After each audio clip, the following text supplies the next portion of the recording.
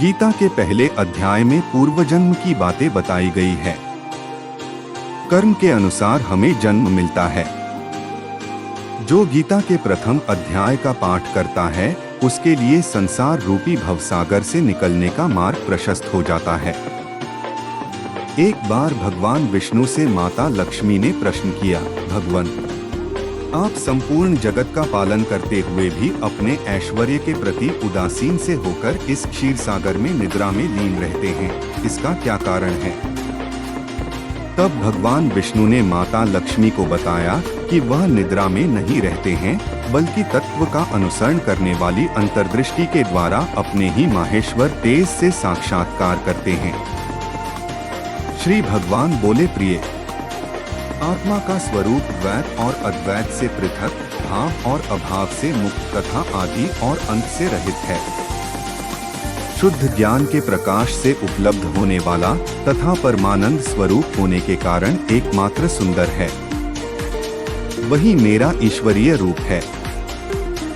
आत्मा का एकत्व ही सबके द्वारा जानने योग्य है।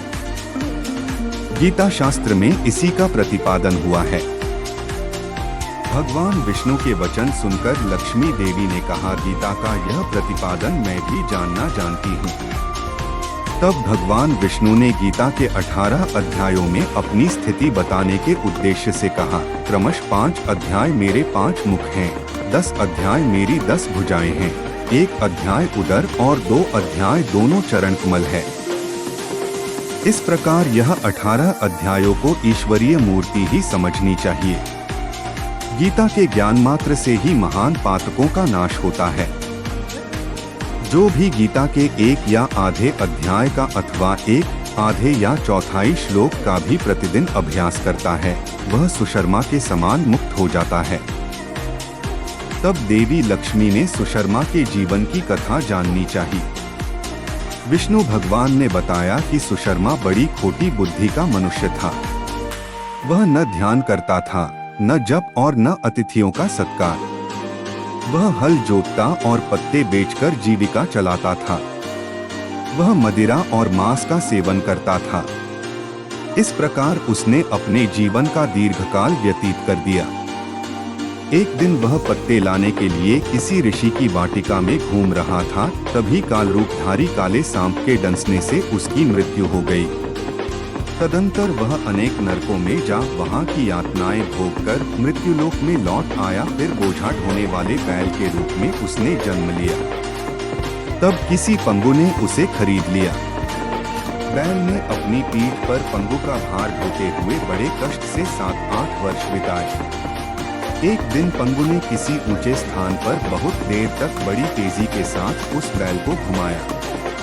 इससे वह थककर बड़े वेग से पृथ्वी पर गिरा और मूर्छित होकर मर गया। उस समय वहां बहुत से लोग एकत्रित हो गए। उस जन समुदाय में से किसी पुण्यात्मा व्यक्ति ने उस बैल का कल्याण करने के लिए उसे अपना पुण्य दान किया।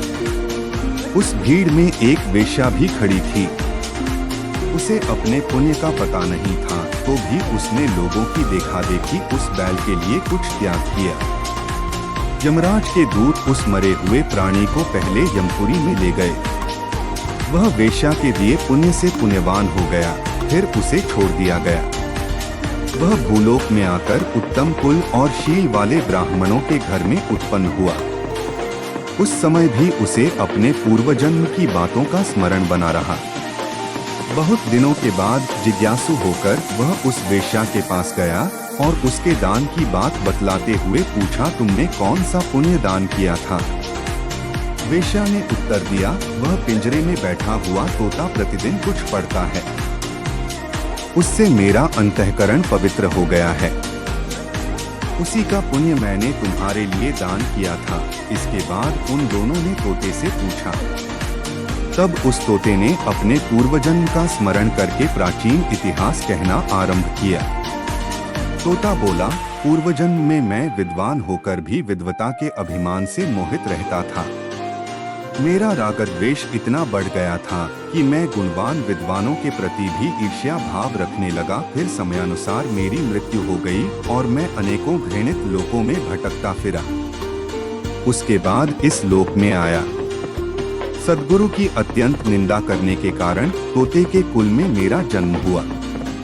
पापी होने के कारण छोटी अवस्था में ही मेरा माता पिता से वियोग हो गया।